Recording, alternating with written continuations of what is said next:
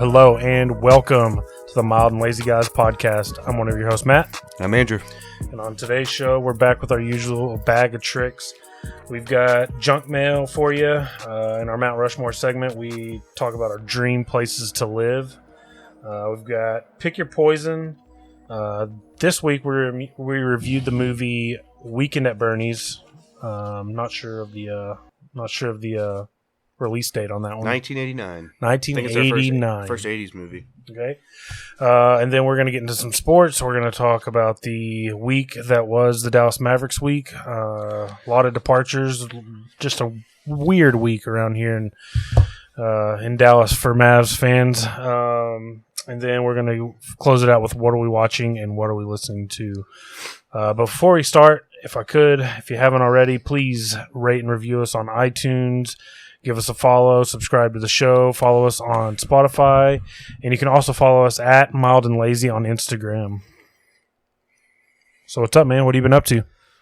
Well, we kind of started a new tradition the past couple weeks. So, as you know, we got Ellie a new bed for her birthday, a little bunk bed, big girl bed, and we started on Saturday just having little sleepovers. So 2 weeks ago, we had a sleepover in her room and an air mattress, and we watched the Mitchells versus the Machines. How was it? It was amazing. It was good, right? It was a great movie. Yeah, highly recommended. Like, even if you don't have a kid, great movie. Good.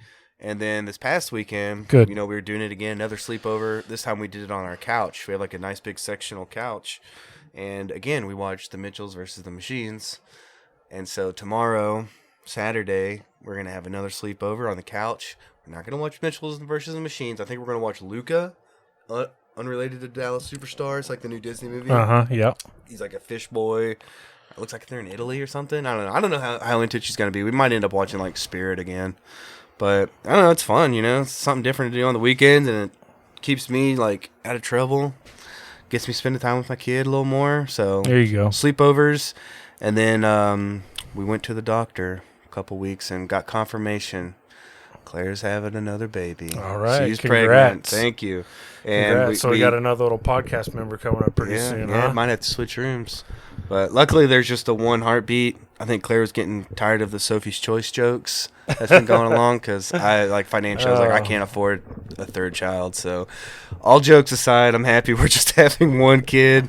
Well, no, she's like 12, 13 weeks along right now. So I think it takes about 20 weeks to determine the baby. And we're not going to have like a gender reveal party. Like those are silly. Like we're not going to shoot out blue or purple cannons or whatever. It's like, we'll just find out what we're having. So we'll know here in a couple months. Yeah, it's like 2 months away. We'll know for sure. Okay. Well, that's big. That's big. Congratulations. Thank you. It's always good having another one. Ellie's going to have... Says the guy who had one and done. That wasn't the plan, but... You've told me y'all were done, though, like a year ago. You're like, I'm never having another kid. Well, you said Lauren, right? I think Lauren was actually the one, like... We go back and forth, I mean... Because Claire was all about it, man. She wanted a kid. She just couldn't keep her hands off of me, like... What can I say? Like, she really did. She wanted another kid pretty bad, so... Well, that's awesome. I was awesome, like, well, we talked about it earlier, like twins running both of our families. So I was seriously like concerned when we got that first sonogram. She's like, oh, and there's the heartbeat. I was like, the one heartbeat, right? She's like, yeah, just one. Thank you. You were waiting for the other shoe to drop. Yeah, it's like I'm not having twins. Like I'm gonna have to get a second job. We're gonna have to sell this house, move in with my parents. Like something. So that's just awesome. The one kid. Oh, and they said expected delivery date is December 27th through January 1st. Because they're able to pin down like, you're about this far along, which is cool. My niece's birthday is December 27th. Claire's is January 6th. So it's like going to be in between all that. Andrew's January 9th. Yeah. So, that's awesome. We can all have joint birthday parties. Good thing about her being pregnant when she is she's gonna like the toughest part of the pregnancy. It's gonna be cool outside. Yeah, that's what we were talking about. Because she's, obviously we're claiming about the heat, and I'm like, baby, you're like barely pregnant right now. I was like, imagine if you were like 7 months right now, and you still had 2 more months to go. I was like, that's miserable. Lauren's got a girl that she works with. We know pretty well, and she's She's like 8.5, 9 months pregnant right now. Like, if she's right there at the finish line. Yeah, she's ready to be she's done, dude. Yeah, and she's still couldn't working, imagine. you know. So good Lord. yeah. So Lauren worked up until she like a day before she had Landry. Wow, fucking troopers, dude. Yeah. Shout out to the women. Speaking of that, any plans for Father's Day? No, I told Claire she can mow the yard and cook me dinner. Yeah. I don't know. I don't think we're doing much Sunday. She's like, you can do whatever you want. So I'm like, I probably won't do anything. But I think Monday, because we're off on Mondays, we're going to go to Forever Young Records in Grand Prairie. Oh, nice. Which is, if it's not the biggest record store in Texas, is it one of the biggest in the country, I've heard? I've heard that. Definitely Texas. Like, I was telling my buddies about today, I was like, it's like an old warehouse. It's huge. And it's a good way to spend a couple hours. Yeah, because I told, and Ellie's going to go to her little school, so it's just going to be us two. Because I told her a certain record I wanted, and she looked on eBay, and she's like, it's like $35-$40, and that's just bids keep going up. And I was like, don't worry about it. I was like, we can go to Half Price Books sometime, and then she suggested Forever Young, so I think we're going to do that. And then like my mother-in-law wanted to take us out on Monday, nice. So she wanted to go to the Ugly Heifer. And in Maypro, but I've heard mixed. Yeah, I see your face now, so maybe not. I went in the first few weeks, and trust me, I'm not one to bash a restaurant. And I need to go back and try them again, but my experience was not pleasant. A guy at work just completely tore them apart. For one, I'll tell you a couple things. And I don't want to be a restaurant guy, but it just they put sweet pickles on my burger, no, like bread and butter pickles. That's a crime in itself here in Texas. That's how you get a burger thrown back at you. And then Lauren ordered the Philly, and I'm a Philly connoisseur. Like, I love Phillies. Yeah, and it's hard to screw those up, too. To me, Phillies are, provolone or cheese whiz, whatever you want to do. Grilled onions, or grilled, like green peppers. Yeah, it's pretty simple. And then your meat. They put lettuce and tomato on it. What? Yeah. It's not a club sandwich. So those are two big things right there. Those are huge red flags, actually. Like, coming from two big guys, like, I don't know. The service was great. Don't get me wrong. The service was great. They did a good job on the inside. It was clean. Tomato?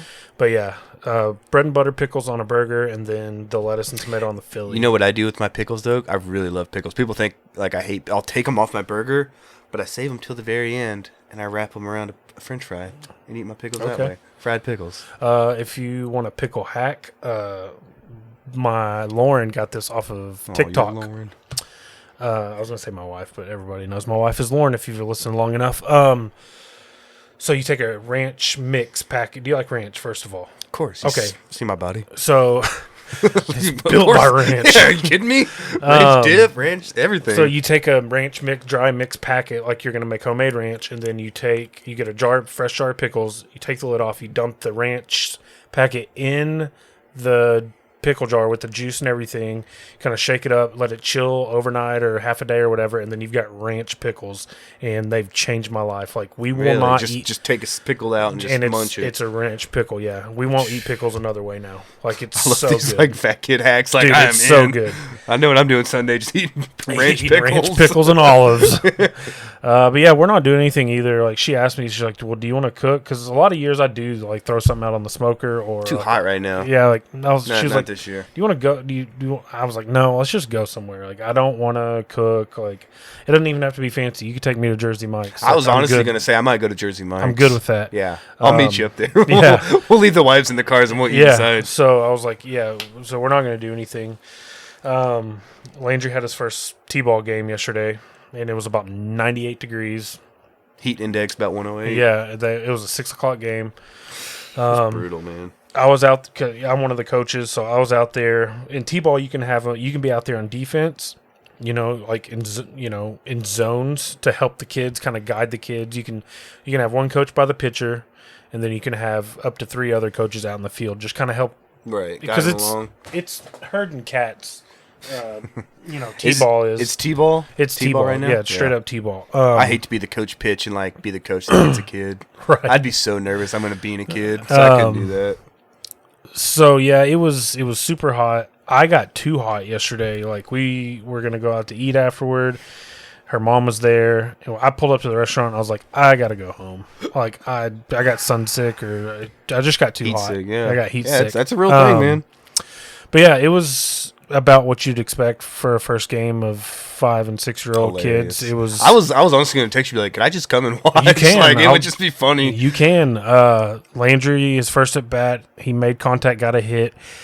He ran, so he hit it kind of to the third base side of the pitcher. So when he hit it, everybody yelled run, the parent. It's got to be chaotic for a 5-year-old.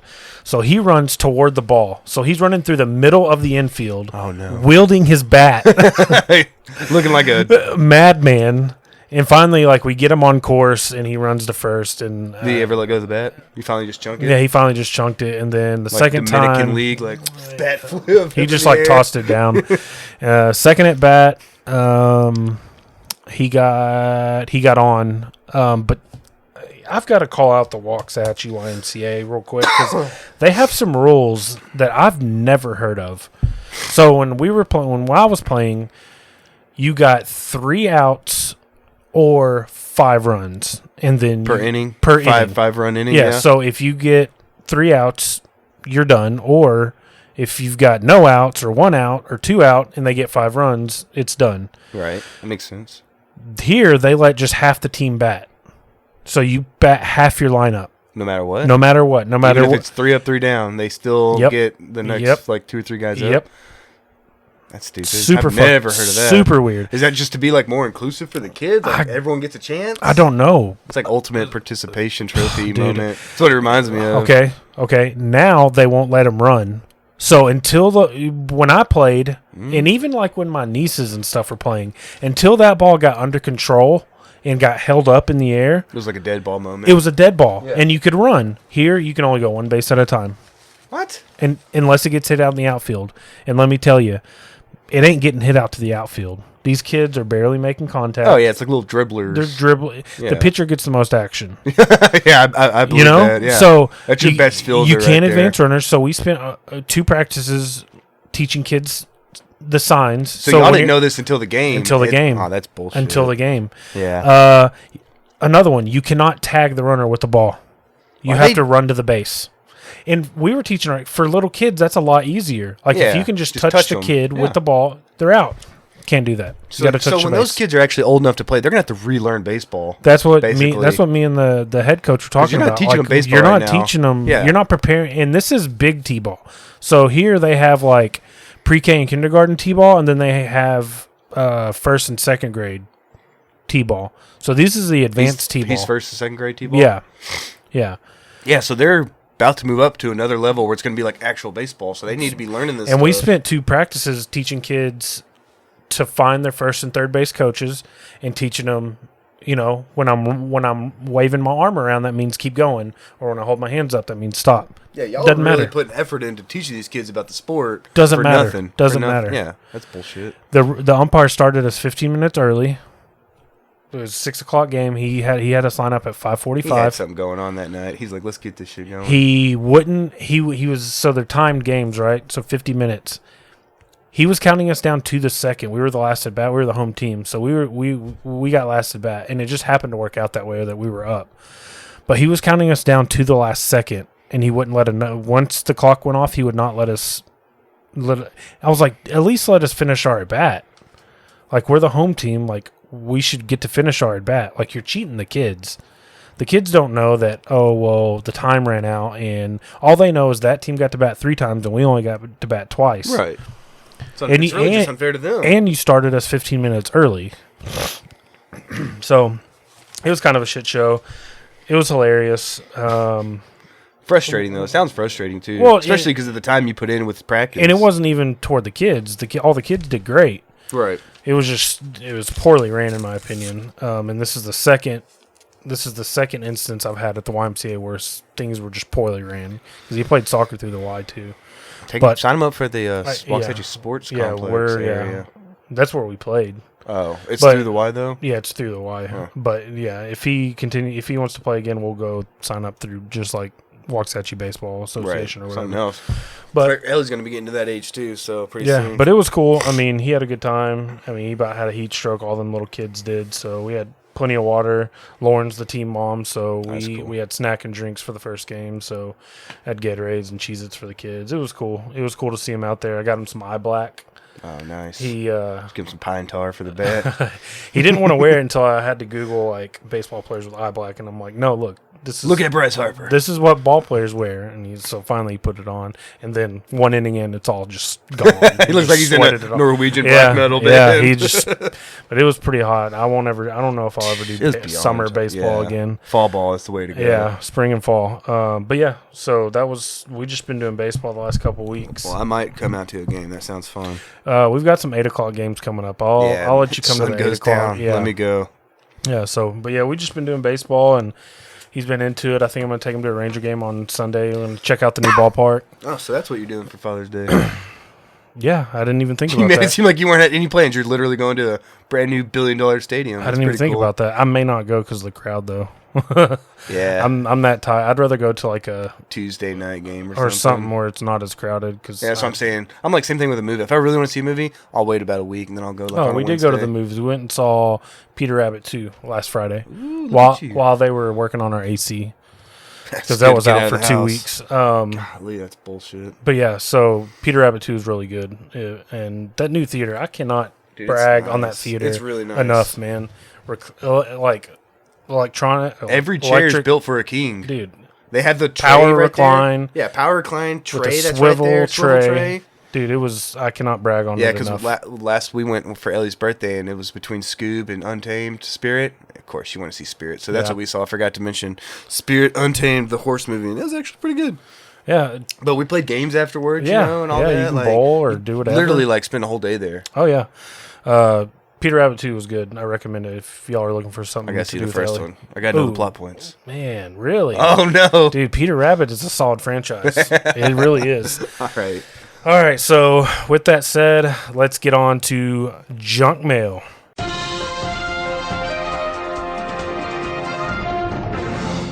And Andrew has our first story. All right, this one is from Spring Hill, Florida. Of course, its customer finds a 7-foot gator inside a Florida post office. They say neither rain nor snow nor gloom of night will stop the U.S. Postal Service, but an alligator could get in the way. Let me stop you. Did they really say that? Is that a thing y'all say? I've never said that. Okay, all right. Just checking. That's something really stupid.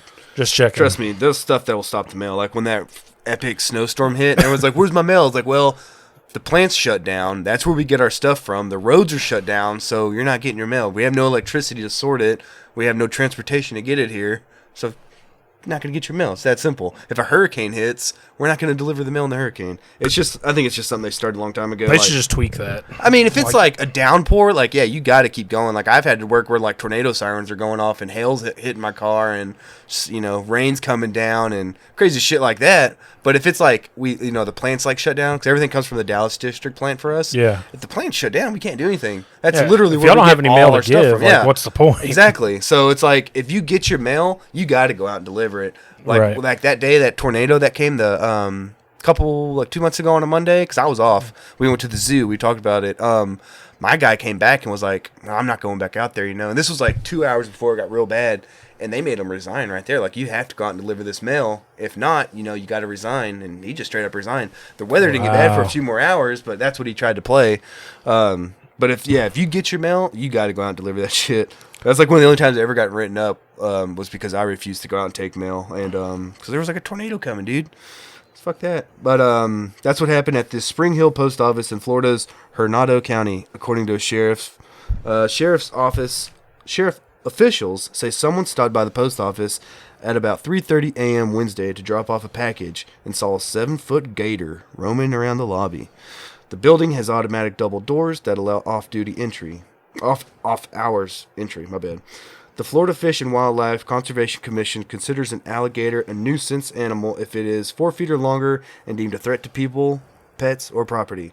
This is the best part. Florida has an alligator hotline just for these types of situations. 866-932-4286. I've got an issue with that because, even a gator that's 3 foot 8 inches tall is gonna tear your ass. If it's bigger than my arm, it's a nuisance to me. That's a threat. I'm not going near a gator. Because I always wonder how fast gators are on Dude, they land. are quick. Dude, you've seen them move. They just shuffle their little arms and legs, and they can scoot across. I don't know what I would do if I would.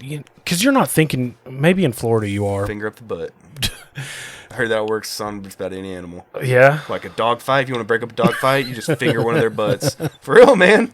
Like, I don't know from experience, but I've always heard that. Like, pit bull's coming at you, just finger his butt. How you gonna assert your dominance? Assert your dominance. That's how you do it. That dog's like, oh shit, okay, like I'm done now. Yeah, Get a little pleasure, you a little won. pain. You won. Yeah, dog's over there smoking a cigarette.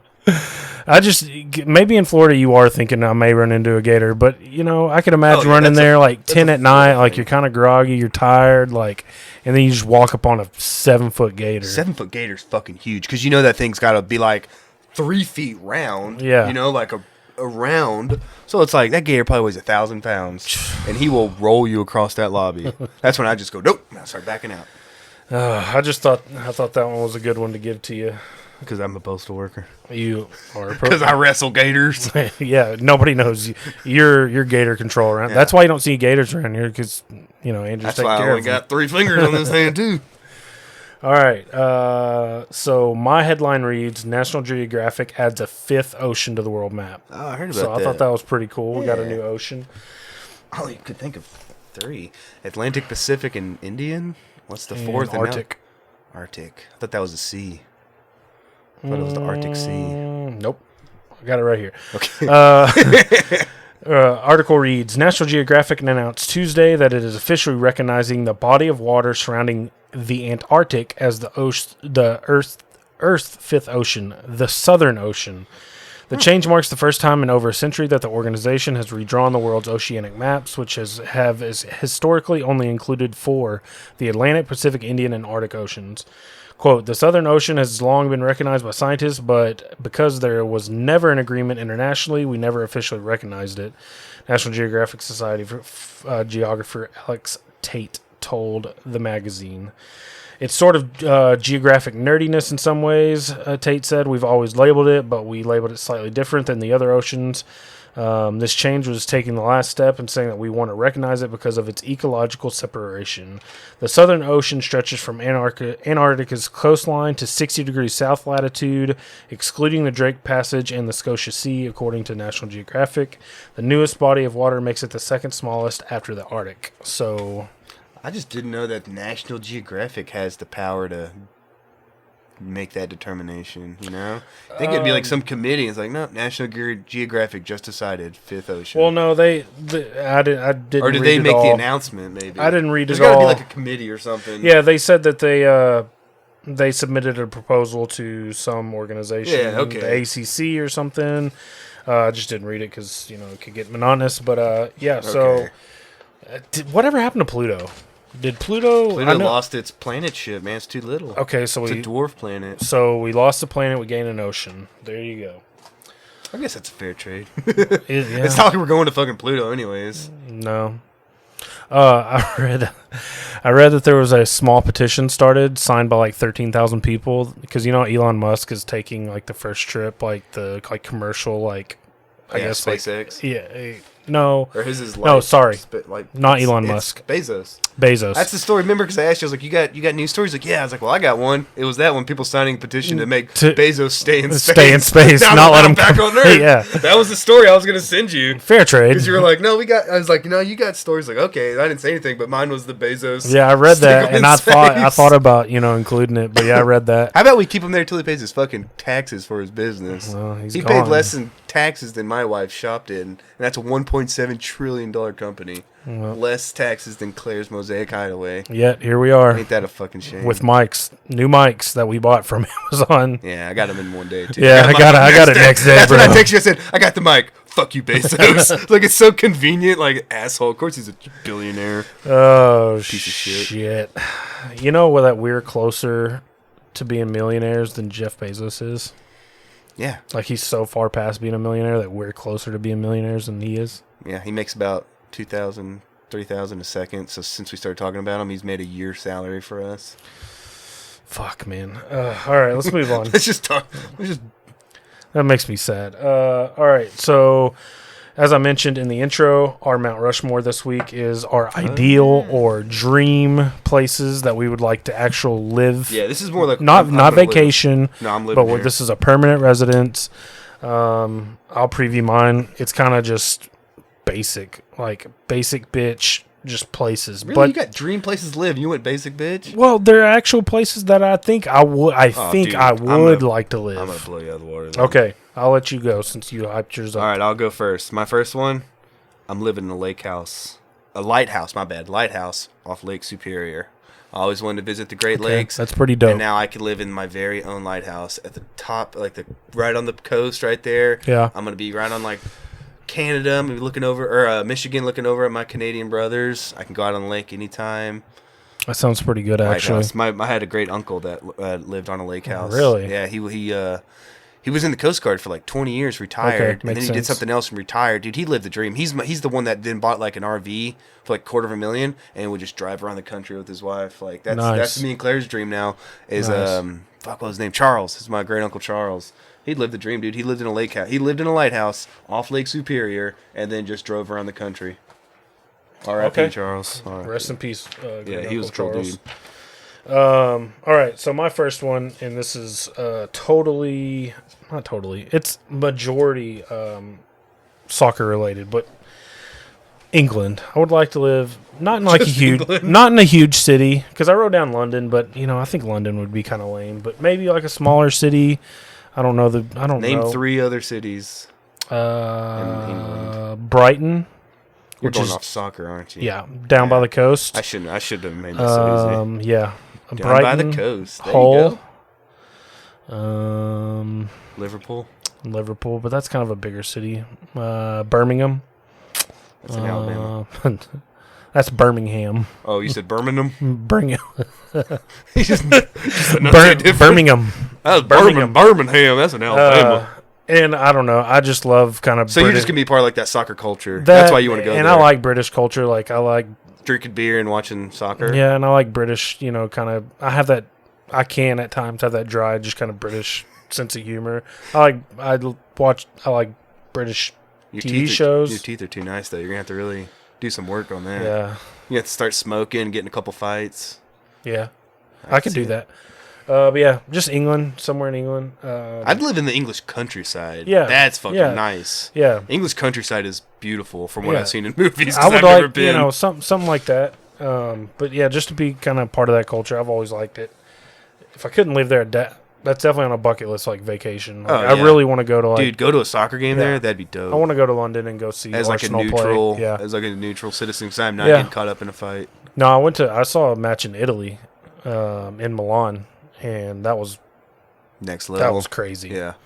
Saw a 10-year-old smoking a cigarette with his grandpa. Both of them just chiefing on a cigarette. I could totally see that. Like an espresso in one hand, a bottle of wine. Yeah.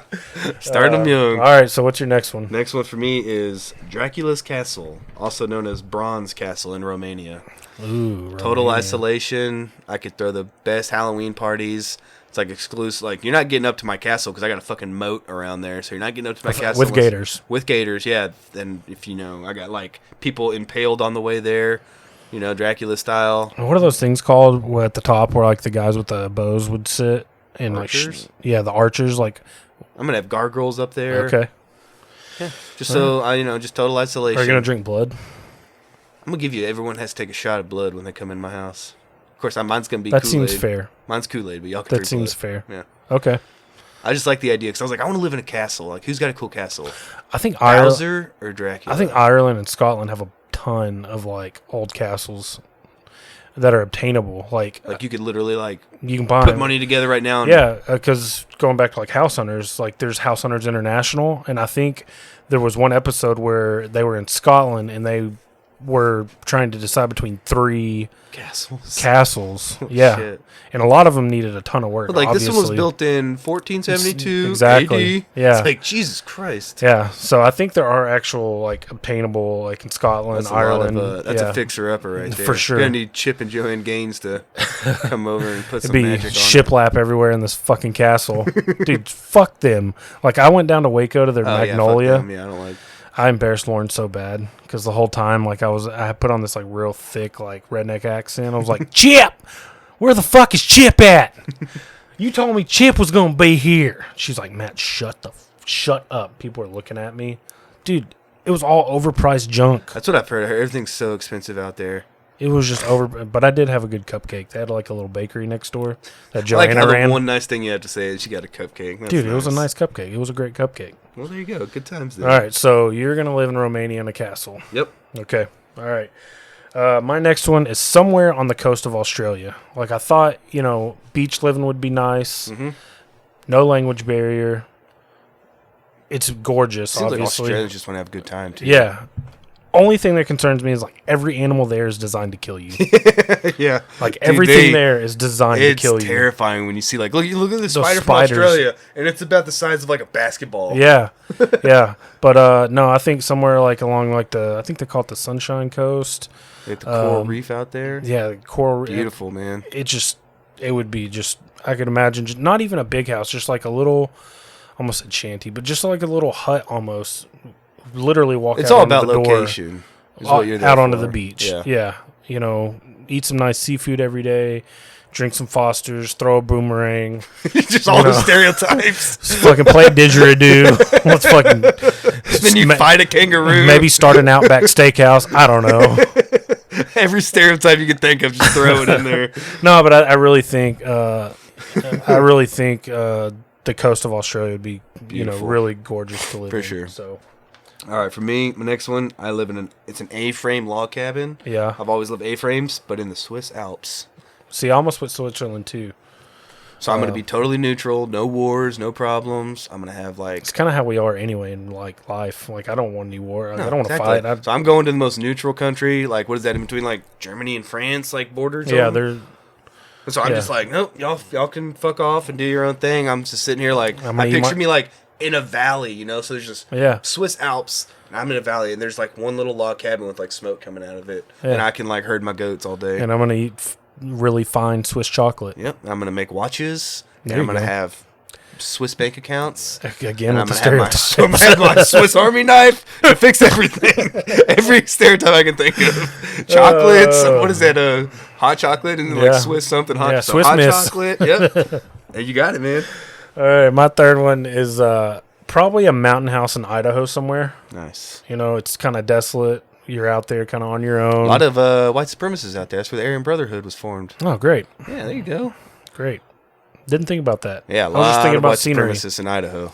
Wasn't that Ruby Ridge? Was that in Idaho? Was that in Idaho or Washington State? I think he moved from Washington to Idaho. Okay. Remember, there's where all those white supremacists were. That's how he got involved well, with them. Stay away Randy from Weaver. Stay away from them. Okay, so you're just going out there and eat potatoes, right? Yeah, You're going with French stereotypes. fries. Idaho potatoes, no white supremacists. What the fuck else are they known for? Yeah, but just a mountain, like a house in the Rockies right there. Probably get some, minus the white supremacists, probably some good salt of the earth people out there. Minus twice, yeah, for sure. Minus those guys. But yeah, probably just isolation. The winters would be harsh, but whatever.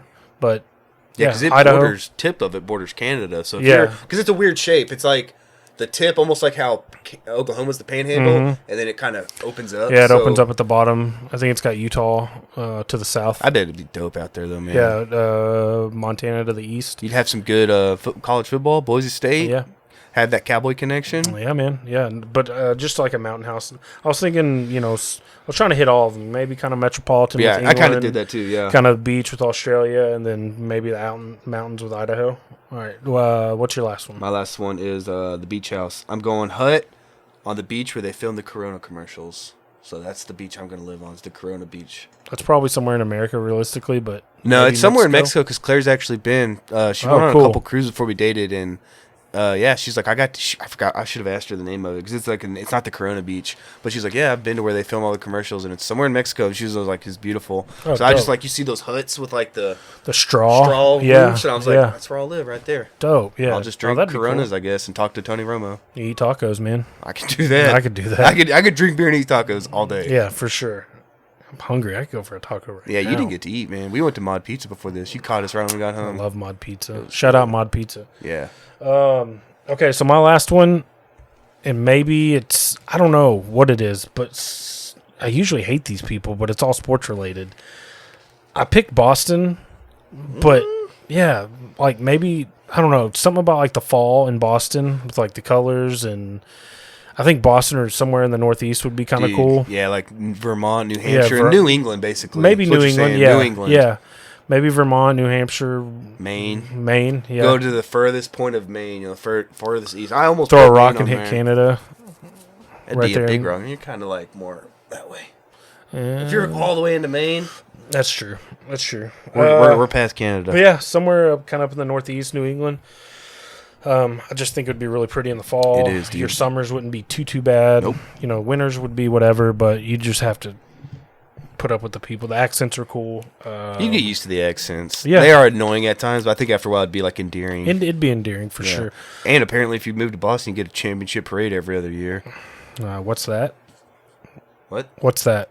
Oh, you're being sarcastic? Yeah, I'm being very sarcastic. They seriously would do nothing but win championships. I have some honorable mentions. Lauren visited Austria, which is right there by Germany, and she showed me pictures, and it's just gorgeous.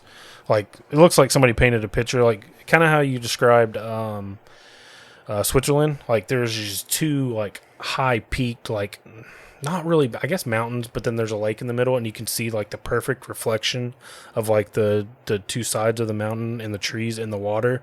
She took a picture like standing on a bridge. Wow. And she just said it's just one of the most gorgeous places on earth. So I picked Austria, and then I went, Hawaii. I've never been. Hawaii would be pretty cool. I was going to say, you're still kind of American, but I mean, you are American. Definitely still. So, you go eat seafood and hang out on the beach and be a beach bum. It's just a lot of money. You've got to have some money to go out there, or just be a beach bum, like you said. Money's not an option. I didn't That's put true. that I guess as a parameter. in this situation, I have all the money I need. Yeah, I didn't put that as a issue. You got any honorable mentions? Yeah, mine. I had what's coming up here? Bernie's Beach House in the Hamptons. It's pretty nice. It's a little outdated from the '80s, but while I was watching this, I went ahead and added Bernie's Beach House. So I got to live up so I'll be up northeast with you too. Yeah. I'll come down to Boston. You come up to my beach house in the Hamptons. Yep. Ted Kaczynski's log cabin. I was going to make that joke because you've got the hair, you've got the beard. All you do is got to make a bomb and you'll complete it. What do you mean make a bomb? It's already made. Don't open that drawer. I got an Amazon treehouse. So like make my own treehouse in the Amazon jungle. I thought you were going to say like an Amazon warehouse. No, that'd be weird. No, I'm like in the fucking jungle. Like eating snakes and getting chased by tigers. Again, another place where everything is trying to kill you. Oh yeah, but this is like way more tropical. Where it's like that. Gotcha. Where it's like, like a frog could lick me and I die. Yeah. Last one, Richie Rich's house. But I replaced the McDonald's with a Whataburger. Surprised you didn't go Jersey Mike's inside. Damn it. I tried to stay on the theme of burgers and fries. Okay. I see what you did there. Okay. So that is our Mount Rushmore of our ideal or dream places we would. A lot of isolation too. We're not inviting people over to our we're not having housewarming parties. Stay away. Y'all reach out to us and let us know where you would want to live as a permanent residence. With that, we're going to move on to our Pick Your Poison segment. We've had like 2 or 3 weeks of just absolute busts. Yeah, it's some duds. It's my turn. This one's going to be good. I feel it. Okay. All right, here we go. Oh. Okay. Would you rather know when you're going to die or how you are going to die? And you can't change the time or method of your death. How I'm going to die. Because if you know when you're going to die, I mean, I don't know. I feel like you just start a ticking clock in your head. And it would just like fuck with you mentally. Well, at least at that point you could kind of know, okay, I got this long. Let's start ticking off some of the stuff that I want done. That's true. But if they're like, hey, you got 2 weeks, then it's like, what can I do in 2 weeks? I can do a lot. But if they say you're going to get hit, you're going to get in a car wreck, every time you get in a car, you're like, fuck, is this it?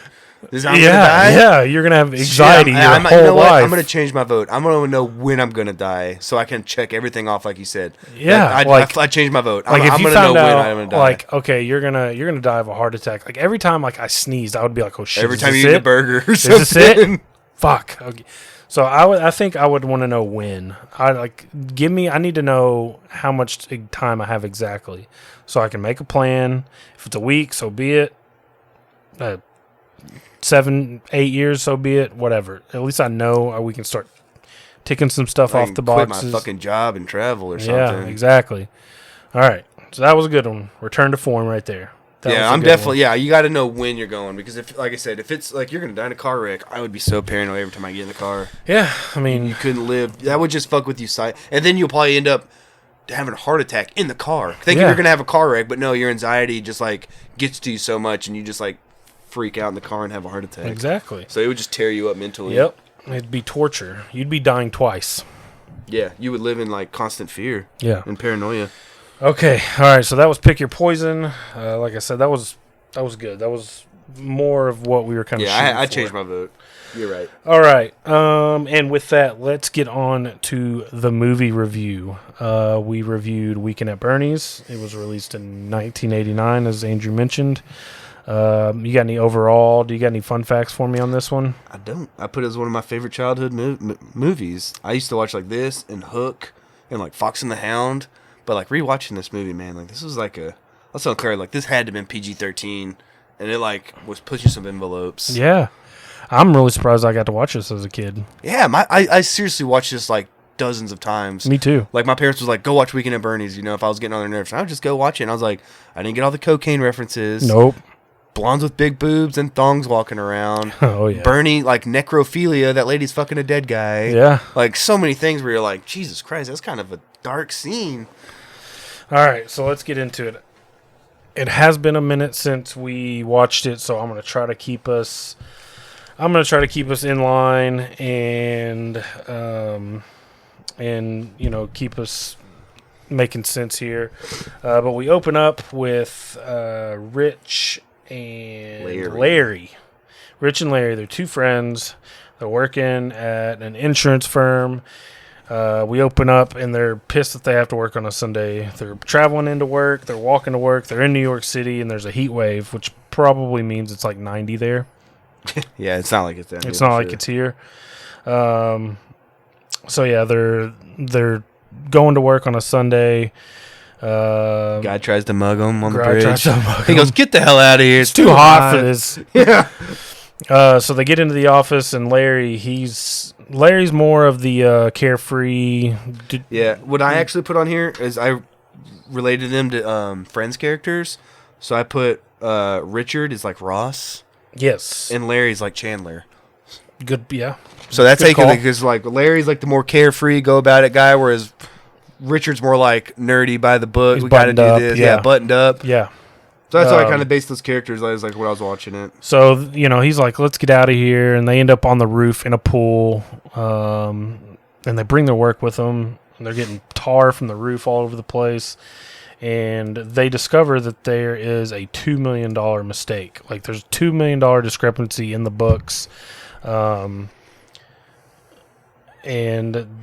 they realize, hey, this is our chance. Like, this is our chance to move up in the company. Stop working weekends. Yeah, stop working weekends. So they got to wait for Monday to tell Bernie. Got to wait for Monday to Mr. Lomax. And I wrote down, I forget where in the movie this was, but I think Larry tried to pick up line. He says, you know what would look good on you? Me. And I wrote down, you couldn't say that nowadays. No, and there's a joke later on in the movie where the guy was like, I like what you're wearing. It'd look even better crumpled up on my floor. Yeah. And he's like some 50, 60-year-old drunk guy like hitting on a college. But that's real. That happens it's just all so the time, dude. Beyond creepy. All the time. So they try to approach Lomax about the mistake, and he kind of blows him off. And Rich tells Larry that he kind of blows him off. They're dejected, and there's a girl in the office, Gwen, who Rich has been eyeing. Yeah, she's a summer intern, and he's liked her since day one. And so Larry's like, you got to make your move. Like, summer's almost over. Yep, and then he kind of forces it on him. He kind of does, and Rich tells Larry they finally got a date with Gwen. Kind of went about it like in a bumbling idiot way, which again is like something that would happen to Ross. And it works. It works. I think some women find that kind of cute and endearing or whatever. So then we find out that Mr. Lomax definitely has a cocaine problem. Yeah, but right when he gets back from lunch, he goes into the he's like kind of messing with his nose. He goes into the bathroom and you kind of hear a little something and he comes out. He's railing a fat line in there. And it's like, you don't realize that when you're like 7 years old watching this movie. I think he's got allergies. Yeah, but I was like, when I'm watching this, like he just went inside and did even more cocaine. Yep. So they finally get to show Bernie or Mr. Lomax the missing $2 million. and they blow it by being wrong, or so they thought.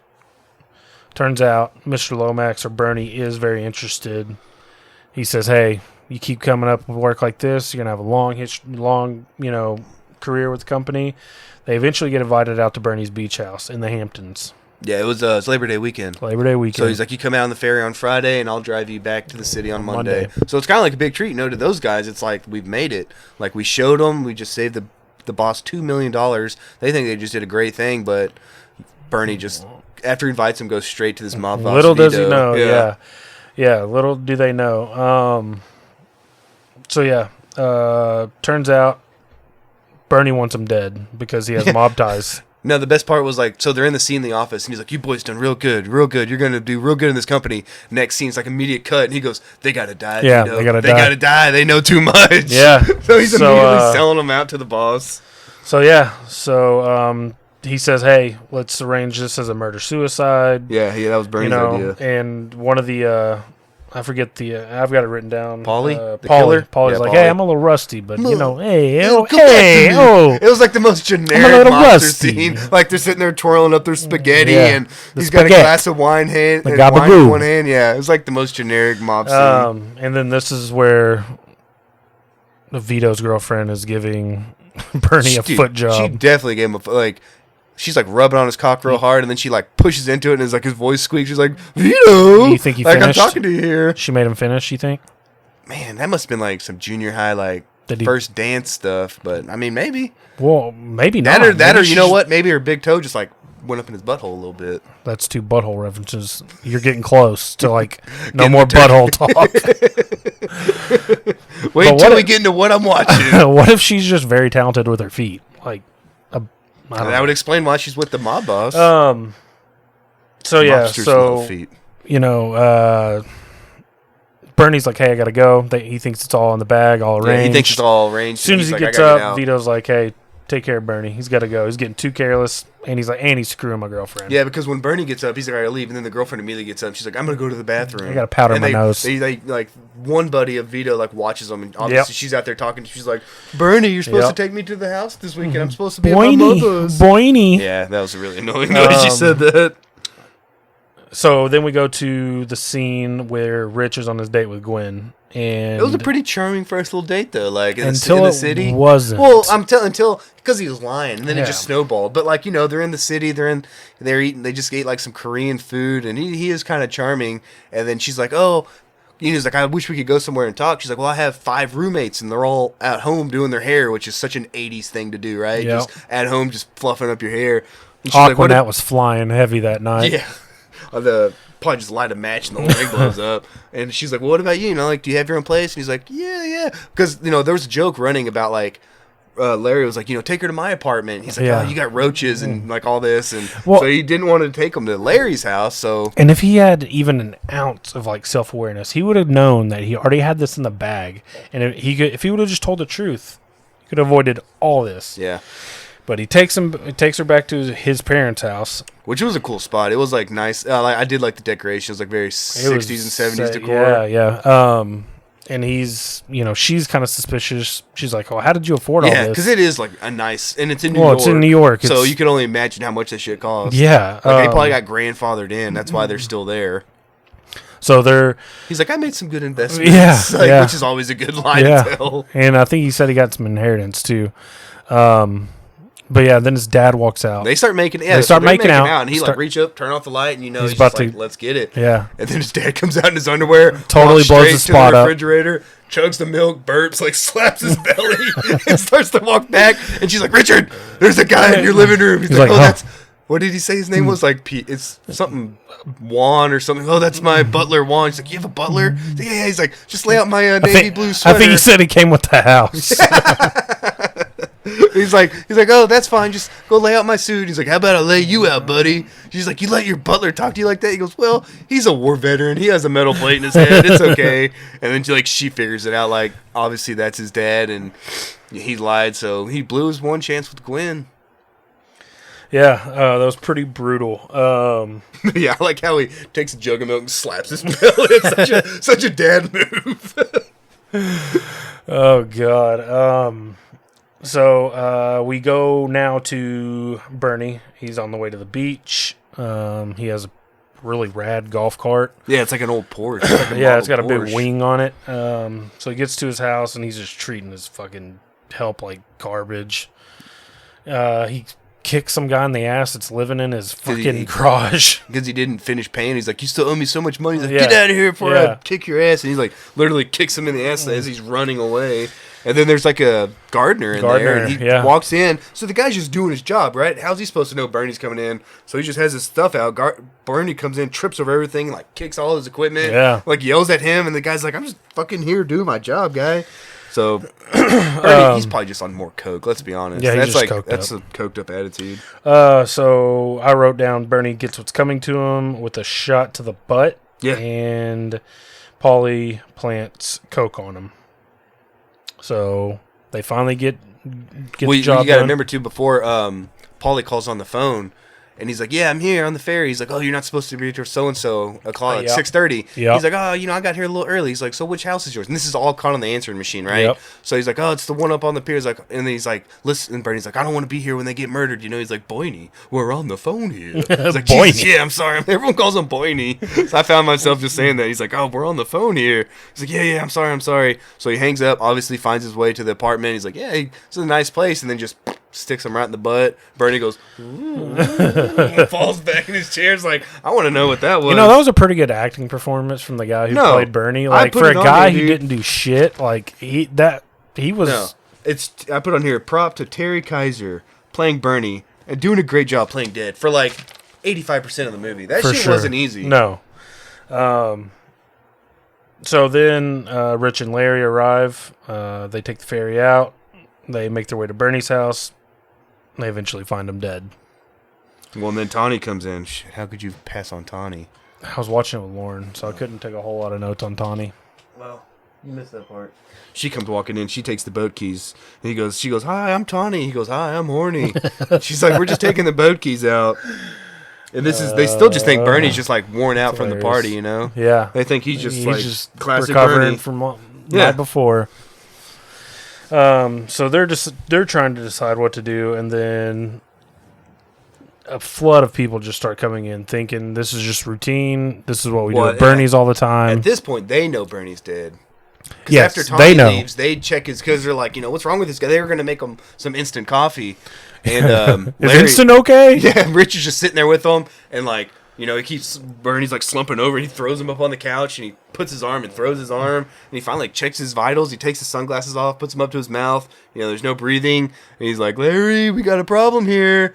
And so he's dead. They find out he's dead, and then all of a sudden, like this swarm of like 50 people, like literally just invade this house. They start popping. You just hear throughout that whole scene, you just hear bottles popping, right? Yeah. And like more coke. There's a blonde comes up to him. She's like, "Heard you got something burned for me, Bernie?" She's like, "Ooh, where is it, you dog?" Like everyone's hiding it from me. Like, "Ooh, okay, you gonna be a bad boy or something?" And like she finally just pulls out this big bag of cocaine. She's like, "Oh, thank you," and like gives him a kiss, and just like totally normal. Every day. Everyone was just having a great time. Well, it was the 80s, so I mean, I'm sure the cocaine was flowing. So they're trying to decide what to do.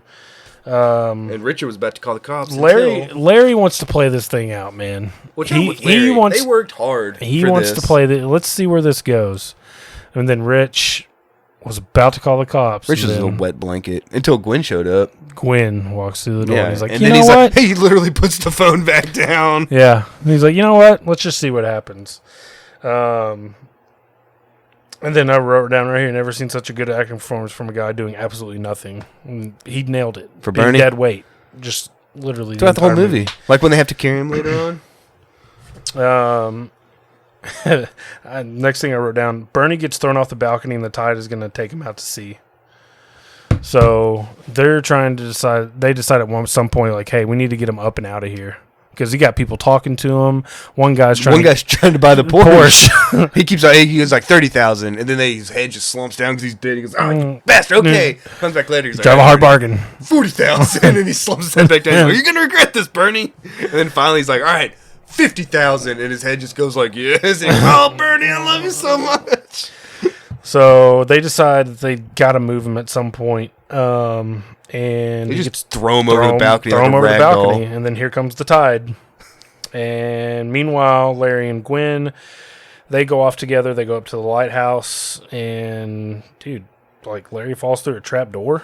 Like, yeah, that's how they have him. I think that door is a trap door that opens up to the lighthouse. Okay. But he gets blinded because, like, I always wondered how these worked, which you got to imagine has to be, like, the biggest and brightest bulb in the world because it's literally supposed to be, it's seen from, like, a mile in the ocean. Yeah. So he just looks right at it, probably just, like, instantly blinds him, and it's, like, Falls comical fall. down. Probably should have died, honestly, the way he was falling. And then, you know, Gwen rescues him, and they're on the beach, and everything's going great for him again. And then Bernie just washes up right next to him. And I like how he washes up, so he's looking right at him with his sunglasses on. And he's like, oh, this isn't right. He's like, you're such a classy girl. Like, you deserve more than this. And she's like, no, I really want this. Like, she wants him. He's like, no, this isn't right. All right, so, and then they drag him back to the house. And they're, again, Rich, I think, is at this point where he's like, we're calling the cops. This is over. Yeah, it was just next day. No, this is the same night. Same night? Because Tina shows up, who's Vito's girlfriend. And this is where she performs her act of necrophilia. Dude. And apparently it's never been better. Because she comes in, she's like, where's he at? Oh, she grabbed a knife. She thought Bernie was cheating on her. Yeah, she thought so she was like ready to kill. And then like she finally, when she pulls the knife, she's like, where is he? And like, you know, they told her and they're like, well, it's been nice knowing you, Larry. You're like, you too, Richard. Like they think it's over. And they get up there and she's like, you know, like, what's going on? It's been like 20 minutes. And then she comes down and she's like, and she sits down and lights a cigarette and gets a glass of scotch. And they're like, how was it up there? And that's when she's never been better. Never been better. They're like, this guy gets laid more than me dead. That's what I said. And then one of Vito's guys is on the beach. You know, of course, he sees it all go down. The guy that seems like just a peeping Tom. That's all he does is watch. Yeah. So he reports, reports who's the killer, and then you got peeping Tom guy who just reports back to Vito. So he reports back to Vito like, no, he's not like dead. Paulie didn't do his job. I just saw him doing. They were in the bedroom, like doing what? You know, doing stuff. Like he didn't want to tell them like what they were doing. So then we get to the next day, and there's a hilarious scene of Larry playing Monopoly with Bernie. That's when he rigged up the arm. Yeah. So he's going, hey guys! And it's just going like this. Dude, I love that. I really love Andrew McCarthy. Like, I put on here, like, I don't know why, like, what happened to his career, but he was one of my favorite childhood actors, and he was one of the first guys, like, knowing a fellow Andrew, so I always liked him. But I couldn't tell you another movies he's in. Weekend at Bernie's too. He was in 16 Candles. Was he really? Wasn't he the friend? No, that's Anthony Michael Hall. Well, then it's he was one of those John Hughes movies with Molly Ringwald. Maybe he was the total like 80s. Like I think he got stereotyped. He was in Less Than Zero. Okay. That Bret Easton Ellis. Yeah. Okay. All right. So yeah, Larry's out on the deck by the pool playing Monopoly. He's got his hand rigged up on like a pulley with a string. And he's just raking in his money. He goes, oh, boardwalk. He goes, and I got hotels. He's like taking all of Bernie's money. Like he's just having a great time. He is not letting that dead body. And Richard, just a whip. He's passed out the night before. He wakes up and he's like, look, we gotta call the cops. And he's close to doing it. And here comes Gwen. Gwen shows up, and again, he puts it off. Because Gwen... No, he was actually going to tell this time, remember? Because he was like, well, where's the body? Oh, yeah. And then Richard's like, what are you talking about? Or Larry's like, what are you talking about? Like, there's no body here. And he's like, Bernie went to go do something. And that's when they dumped him over again, and that little boy found him. Because Gwen got mad at him. She's like, oh, now you're lying. First she lied. Because before he lied about his parents dying when they were at the apartment. Yeah. And she's like, now you're lying about Bernie dying and all this. So she at that point, she like hated him. She didn't believe anything. She has been wanting to thank him personally because our internship's for the internship. So she wants to see Bernie and thank him. And Rich has the entire time been avoiding, like, trying to avoid that comfort, you know, that meeting or whatever. Obviously. Yeah. So then, they dump him over. They find him being buried. I was about to say buried alive. Buried by a kid in the sand. They chase the kid off. That little kid was a little shit, dude. He was a little shit. Because they said something. He's like, forgot what he said, but he was like, eat this. And he flips him off. And he's like, gee, Larry's like, what? And he gives him the straight bird, like no thumb, like just the. And like a tongue out, like, yeah. Like classic little kid move. So Paulie shows up again, and I wrote, in quote unquote, kills Bernie again. Yeah, because somehow he dropped on him, right? Like Bernie came from the top, so he's like he thought he was like alive. Around, and then he feels his heart, and he turns around and he's face to face with Bernie, and he's like, "You motherfucker!" He starts strangling him and like punching him, and he thinks like, and he gets up and he's all disheveled and sweating. He's like, finally he's dead, and he gets back on the boat, and we're getting ahead of ourselves though. I must have missed something. What?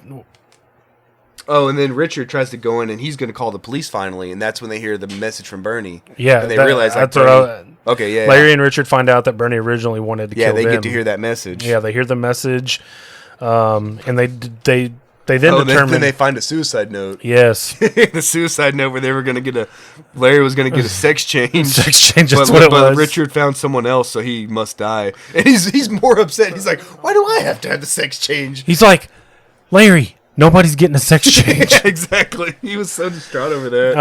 And so they determined that the only way to survive is to keep Bernie with them. So if Bernie's with them, that was actually a good idea because safe. They were like, as long as Bernie's with us, we're safe. And then I think it was Larry came up with the idea of like tying the shoes together so they could walk. So they were like, well, we got to get to the boat, right? There's a ferry leaving. Yep. So that's where they're trying to get to the ferry. And I wrote, rigor mortis has got to set in by now. Oh, yeah, he's got to be But I did learn, and I'll get to it. Maybe I won't because I don't think I wrote it down. But I was watching, going back to True Crime. I was watching, they have like a bunch of old like Dateline and 2020 cases on YouTube, like the full episodes. And apparently rigor mortis will set in for an amount of time and then go away. So the body's fluid or something? I guess. More active and there's no chance for it to set in? Like it sets in and then it will loosen back up. So rigor mortis isn't like a permanent thing. Like it's only, or maybe it was just this one particular case, but I don't know. But yeah, rigor mortis had to have set in by now on old Bernie there. Oh yeah, it's got to be like day 2. So yeah, they tie their shoelaces to him, throw their arms around him, his arms around them, and they're off to find the boat because they think they can get off the island with Bernie. And so when they miss the ferry that time, Paulie sees him again. And he's like losing his fucking mind at this point. He's going crazy. Because he's killed this guy twice in his mind. And then he sees them three running together like, hold the boat. And they're throwing up Bernie's arm like, hold the boat, hold the boat. It's so funny. And he's like, stop the boat, losing his fucking mind. And that's where like, yeah, we got a boat. Like Tawny brought the boat back. Yeah. So that's when they go and get those keys. Yeah. But yeah, I like how Paulie, when he saw that, like his eyes got fucking, as big as a plate. Yeah, I wrote they planned to escape by boat and it goes horribly wrong. Like, well, obviously they'd never been on a boat before. They didn't think to tie it off. Like they almost kill a few people. Like they run into a boat. Throw the anchor at that. He goes, "Where's the brakes?" He's like, "The boats don't have brakes." He goes, "Stow the anchor." So he just throws an anchor through a boat. It looked like Schwarzenegger throwing that thing because that thing's got to weigh like 50 pounds. Oh God, yeah. And he throws it like 20 yards. It lands on this other guy's boat. So they go on this wild chase. They run into a boat. Oh, they're assholes on that boat. Like they don't know etiquette at all. Bernie falls out, and he's like basically like barefoot skiing, but just being drugged behind this boat. Everyone's going, "Hey, Bernie! Oh, like, nice form!" Yeah, and then they go through. There's like, what are they called? Like dinghies or something? Buoys. And he's like, that's in Australia maybe. There you go. And Larry's like, "You hear something?" He goes, "Ding, ding, ding, ding." He's like, "There it is again!" And then finally, they just go, "Man overboard."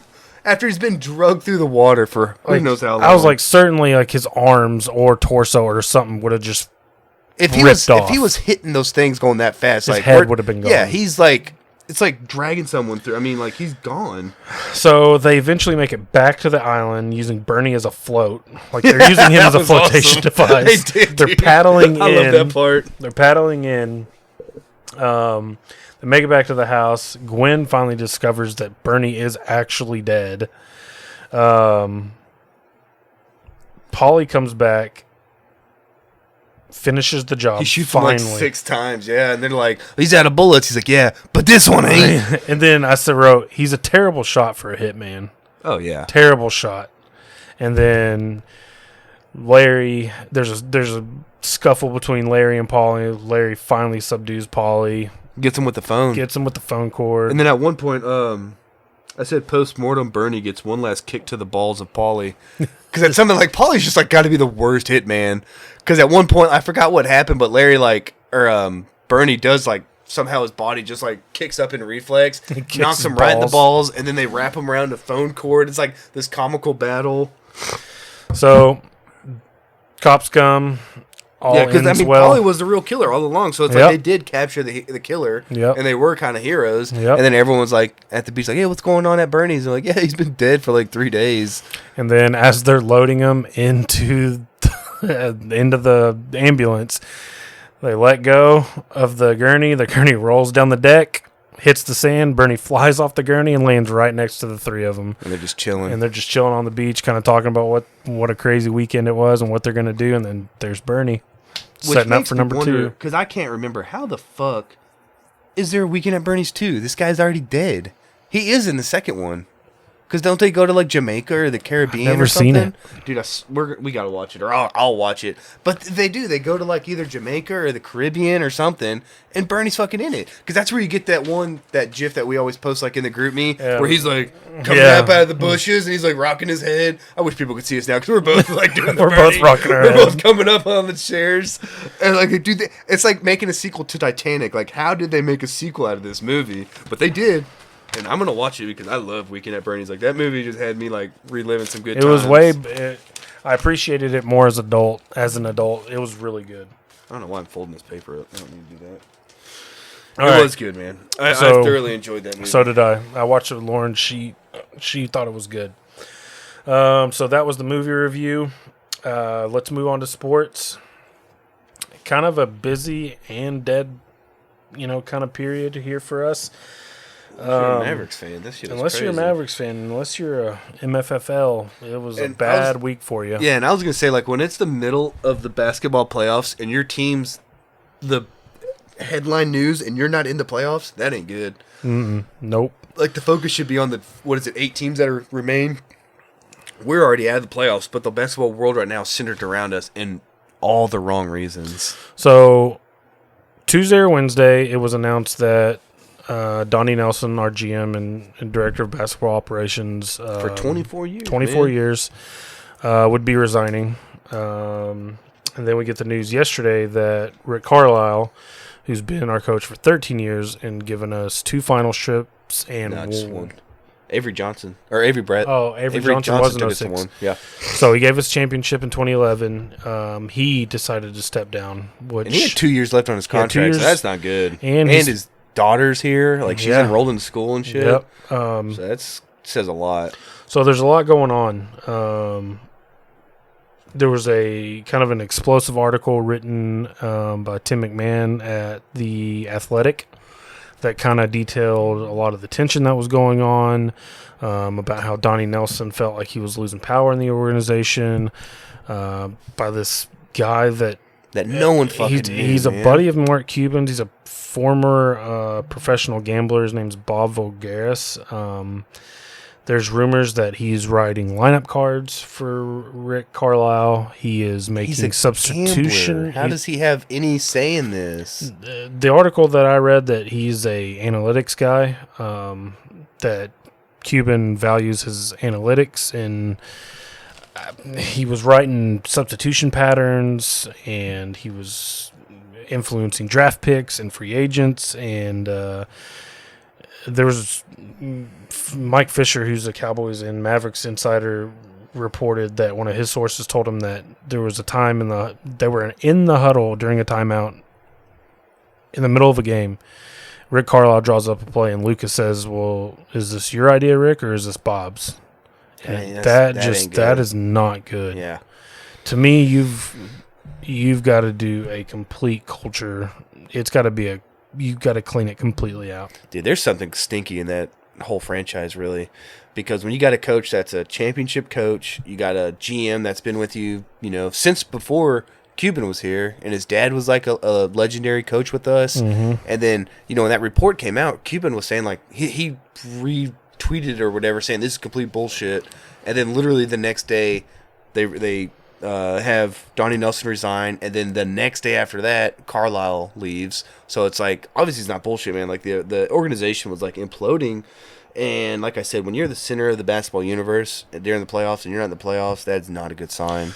I just want to this website's called thesmokingcuban.com, and it's a Dallas Mavericks kind of blog website.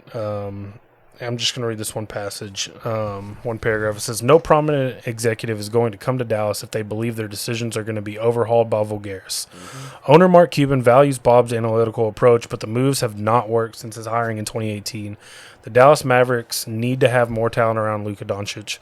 This offseason is so important because of that. I just don't know. And I've read reports where there was tension between Luka and Carlisle, and I don't know if that's just Luka's kind of immaturity and Carlisle's old school hard. approach. You got to think he played in the '80s in Boston with like Bird and McHale and all those guys. Yeah, that's who he learned from. And so that's just like hard nosed basketball, and I don't think they kind of meshed well together. And honestly, I hate to say it, but when you have a generational top 5 player at 22, like, I'm going to side with him. Like, I love Carlisle. I love what he did for us. Obviously, bringing us the one championship. But and that's what I heard was there was a beef between Carlisle and Luka. And, you know, you got to go with Luka. He can be with your franchise for the next 15 years. And he's eligible for the Supermax this summer. And he's got to sign it. Yeah. They said no superstar that's been eligible for the Supermax. Because now that he's made first-team All-NBA, he's eligible for, like, I don't know if it's Ultra Supermax or something. So it's going to be, like, $240 million or some shit over 5 years. They're like, no one has ever turned that down. And just for more kind of clarity, I'll read a couple more paragraphs quickly. The departure comes just days after the Athletic reported tensions within the Mavericks front office. The piece notes Bob Voulgaris gained power within the organization, including having a say in transactions, lineups, and rotations. The former professional gambler was even called a quote-unquote shadow GM by the Athletic. There is dysfunction within the Mavericks power structure. Owner Mark Cuban is going to have the final say, but he needs a president of basketball operations to pull the strings on moves. That cannot happen if if the Mavs keep Bob Voulgaris in his current role. And you said his contract expires next month, because if they let go Donnie and Rick Carlisle, you gotta also cut ties with this guy. So further on in this article, and this is written by Tyler Watts of thesmokingcuban.com. Let me give him credit. But he goes on to say Kevin O'Connor of The Ringer reported that Voulgaris is no longer with the team, but that is yet to be confirmed. Conflicting reports are out about his role or lack thereof moving forward. So who knows? I heard on the radio that his contract was up in July. But when you hear ex-gambler and all, doesn't it make you think like almost like a con man? Like a con artist? Like, he has no professional basketball experience at all. And this is, more in baseball, because they tend to lean more into the analytic, side of things. A lot of those guys don't either. It's strictly numbers dudes. They don't have a lot of baseball experience. Yeah, but to say I don't know, maybe I'm just stereotyping, but it's not like you went to, like, a nice Ivy League school and you were a mathematician. Then I'd be like, oh, that's great. No, he was a gambler, which probably means he was kind of almost shady. I don't know. I just picture when you say ex-gambler, I just think like almost like a shady dude. I just never thought that Cuban would let it get to this point.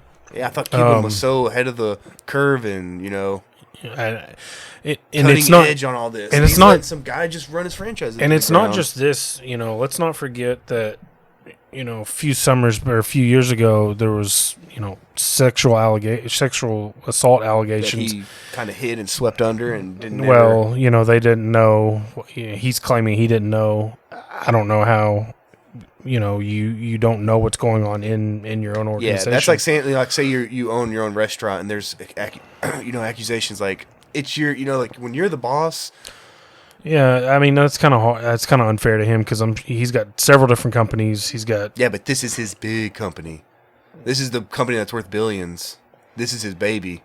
I'm not disagreeing with you. I'm just saying. I think more fingers got to be pointed at him for the way he's run this organization. And I don't know whether. And to his credit, though, he did hire wasn't her name Cynthia Marshall, who's come in and really cleaned that up on that aspect. So if this is just going to be like another, I just wish he wouldn't be so hands on this like Jerry is, and it's like just take a step back and let other people take control. I'm glad you brought that up because a lot of people accuse Jerry Jones of a lot of things, but I'll tell you right now that Mark Cuban is now what people accuse Jerry Jones of being. And this will kind of segue us into the names that you have, but I guarantee you that he's going to bring in a yes man. It's path of least resistance. He's going to bring in somebody that's not going to get in the way. He's going to do whatever he's told. Yeah. So that's one of my predictions for GM. Even though you got Danny Ainge out there. What's the Toronto guy? It's not Mejri. It's a name that's hard for me to pronounce. If you know basketball, you know he was with Golden State and then he went to Toronto and got him both championships. Yes. And he's an extremely talented front office guy. Yes. You've got that. You've got him. You've got the pick of the litter when it comes. Pick of the litter, dude. It really is, because you got to think like Dallas is a top 5 market. You have a top 5 player who's 22 years old. Okay, we don't have many draft picks, but we have draft capital in some of these players. Like, you've got an owner who because when will you look spend. around, who else? Washington has a coaching vacancy. Boston's a great choice. They're ahead of us, but like Orlando is the other one.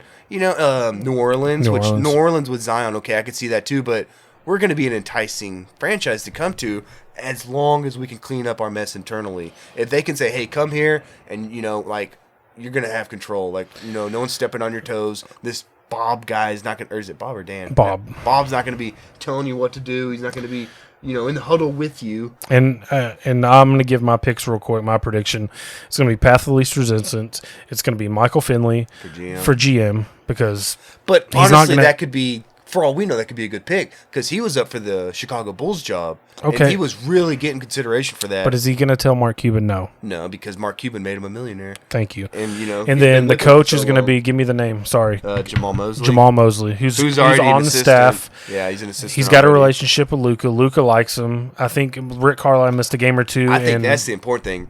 Luka likes him. That's what it's going to come down to. Yeah. And that's what sucks because, you know, it's like, because who do you think's the greatest football coach of our generation, if not all time, is Bill Belichick. Lots of people probably hated Bill Belichick, but he fucking knew what to do to win championships. Yeah, he got I'd results. rather have a guy who's an asshole. And Tom Brady hated won him. Games. Yeah, and he hated him, but he won 6 championships. Yeah. So it's like that's where having a yes man can hurt you. There is a line. There was an article about the top 5 candidates. Number 1 is Jamal Mosley. Number 2 is Jason Kidd, who had head coaching experience with Milwaukee. Milwaukee. A meme of it said like Dallas Mavericks coach opening, and it was Jason Kidd like sprinting off the bench. Like they pulled a clip, I guess, maybe of like him coaching, and like there was he's with the Lakers now, I believe. Yeah, like but like, and then it was like and then it shifted to like somebody running through a wall.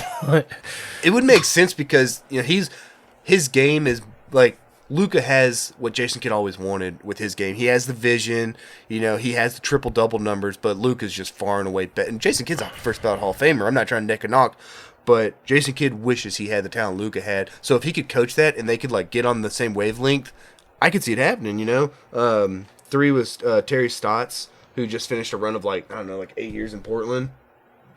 Number 4, I guess this guy's like Slovenian, like Luka, because of the name Igor Kovkovskov. I don't fucking know who he is. Maybe he coaches the national team.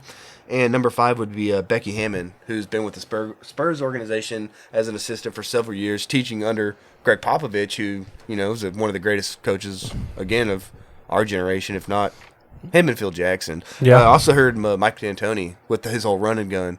But, you know, Mike D'Antoni could win you 60 games and then just take a shit in the playoffs because that style would never...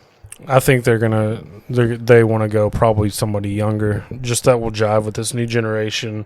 But we forgot to mention they did hire Dirk as a special advisor to find the coach and the GM. And just one more, I think that was almost feel good news though. Sorry, but I think they just needed a little bit of good publicity. Oh, for sure. So they're like, let's fucking bring Dirk I wonder back. how Dirk feels about like this. let's bring Dirk. Everybody loves Dirk. You know, hey, look guys, Dirk's back. I wonder how he feels and about that just kind of like puts some wet blanket on this fucking dumpster fire. And just one more point that I read to just kind of show you how bad the culture is. The original plan was to move Carlisle up to the GM role. I would have been cool with that. That would have maintained some stability. But I think Carlisle obviously wanted no part of it. I think the way it went down really kind of pissed him off. Yeah. With how they treated Donnie. But yeah, so that's... Because the Nelson family's been with Dallas between him and his dad for 30-plus years. You know, his dad was coaching us at Reunion before we even had Dirk and all those guys. So that family has deep ties to the Mavericks. That's what kind of caught everybody off guard. And Donnie's the one that found Giannis. Donnie's the one that drafted Dirk and traded for Dirk and Nash that night. So, I don't know.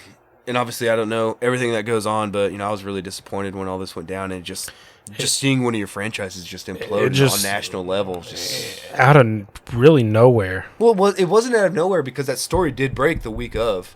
The story was out of nowhere. Yeah, and then everything that followed was like, well, that shows you, how true that story was. Yeah. So the story was out of nowhere, but everything that followed was just like what you would expect based on that story. Yeah.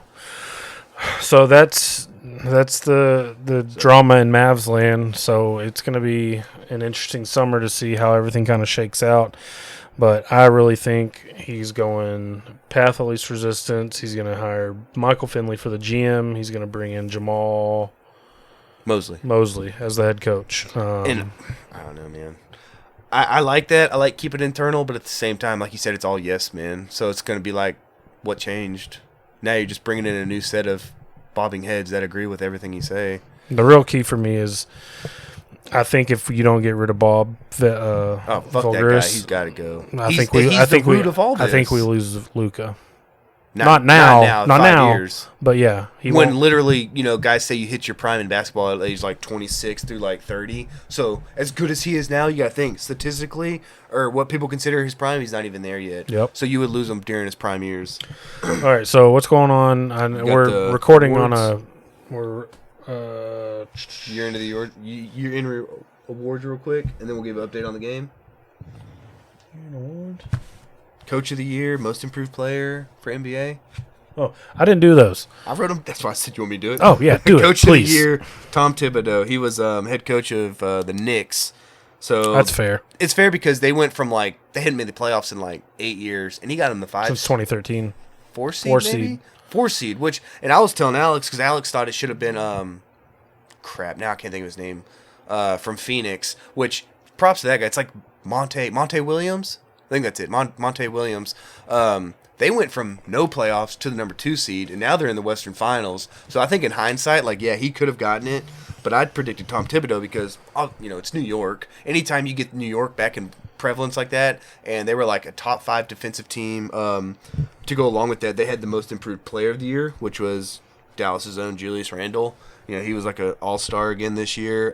Just really loved that team, but then he took a big fat shit in the playoffs. Rookie of the Year went to LaMelo Ball, which I had a problem with because he missed about a third of the season. Yeah, not his fault for injury, but then you had guys like Anthony Edwards who played the whole year, who put up 40-point numbers, games. Man. Yeah, he put up 40-point games. He had arguably the dunk of the year. You had Tyler Halliburton from Iowa State went to Sacramento again. Played about every game. Good players on my fantasy team, so I know he played pretty damn good. Defensive Player of the Year, Rudy Gobert got his 3rd one, so he joins Dikembe Mutombo, Dwight Howard, and one other dude. Did Rodman get 3? It might have been Rodman. Yeah, it might have been Rodman. Because I remember they talked about it. There was 3 or 4 dudes that did it, and he's an elite company now. So good for him after he basically inadvertently shut down sports last year. Oh, I saw a clip of that where he's touching all the mics. I'm like, what a dick. Well, I know we didn't know. In hindsight, I bet he feels like total shit. But he was like, all right, later, guys. And he literally went out of his way to touch everything. And then, he tested positive. Jazz all were positive, and, that's when they shut down sports. Yep. So I bet he felt like shit. He came back, on fire this year, though. I mean, he played great. And the MVP would be Nikola Jokic, the Joker. Well deserved. Well, dude, he didn't miss a single game. I know that because the guy I was up against in fantasy basketball for the championship had Jokic. And not only is he a beast, played every fucking game. And get this, he was a 2nd-round pick. Yeah. Did you see that clip? Because Alex sent it to me. It was during the draft, he was 2nd pick. I don't know, 46th overall. So he was mid of the 2nd. And, usually when they're if you got drafted, it'd be Matt Edwards, and it would show highlights. They were actually at a Taco Bell commercial break. Was it Taco Bell or Subway? Okay. It was Taco Bell because someone's had a cheesy gordita crunch, and they're separating it. And it's Nikola Jokic from Serbia, and it's set your goals. Hey, you never know. When he accepted the award, he should have been eating a cheesy gordita crunch. Did you see how he accepted the award? It was weird, dude. He went thank you. And he did this Chewbacca growl because he was just at a microphone. He goes, thank you. And then he just walked away. And they're that was his whole speech. Dude, I love that guy. Damn Euros, dude. Dude, and him and Luka are super tight. I don't know if you remember seeing at the All-Star game when they did their intros because they were both starters. And they called like Luka out and then Jokic, so they're standing right there by each other. And then Steph Curry gets the next called out, but him and Jokic are just talking this whole time, and they're supposed to give high fives, and they totally missed the high fives. Like Curry had to stop and like hold his hand out, and he was kind of like awkward moment until Luka was like, "Oh shit!" and he kind of got surprised and gave him a high five. But him and Jokic were just talking the whole time. So like dream scenario if we could get those two guys. I doubt it's ever gonna happen, but Did you read that? Zion's people, I don't know if that's his family or what, want him out of New Orleans. They want him in New York. He said he'd want to play at Madison Square Garden. Yeah, but could you imagine him and Luka? I'm not so big on Zion, dude. I'm not either. I think he's fat. Not that he's fat. He's powerful as fuck. I think he's fat. But you see, just agree with me. He's thick. He's fat. He's like, okay, you trade bodies with Zion right now? Yeah. Exactly, dude. He's like I think he's like 285, but that dude is like strong. He's like country strong. Yeah. He's from like one of the Carolinas, I think, or something. But I just feel like he's too explosive and relies too much on that. He's gonna be like Brandon Roy or something, and his knees are just gonna give out, man. His knees are gonna blow out like his shoe did that one time. And like after he wore those Nikes for an endorsement, and they're like, "Hey, we're wearing Nikes." We just had that one game go final actually, so. Yes. Philadelphia 104, Atlanta 99. Was that game 7? No, this is game 7. Coming up, I'm sorry. Oh, okay. That forced game 7. Atlanta 7. was up 3-2. They could have. They were at home, dude. They could have. Well, they could have taken it. I can't believe they came back after giving up a 26-point lead. Yeah. From that last like game. Mentally, I can't believe the Sixers came back and actually forced a game 7. So good on them. Well, when we wrap this up, we can watch that Jazz Clippers game coming up too. But I had a finals prediction. If you want to go over that, yeah, go ahead. I've been high on both these teams. I really like the Suns. I don't know what it. I like just the homegrown nature. They drafted Mikal Bridges. They drafted DeAndre Jordan. They drafted Devin Booker. They signed Ayton. Or who did I say? DeAndre Ayton. Yeah. Mikal Bridges, Ayton, and Booker. You know, they signed Chris Paul to but that was like, hey, come in and just like guide our guys. But he's been fantastic. Oh, he has been. But I'm saying like everything else though was like homegrown for them. Yeah. Mm-hmm. So I really like the fact that because it gives us like hope, you know, like because fuck super teams. Like I don't want to see the Nets. You know, I don't want to see the Clippers in there. I think they're in trouble. I think the Nets are in trouble. I hope so. I watched that game. James Harden's on one leg.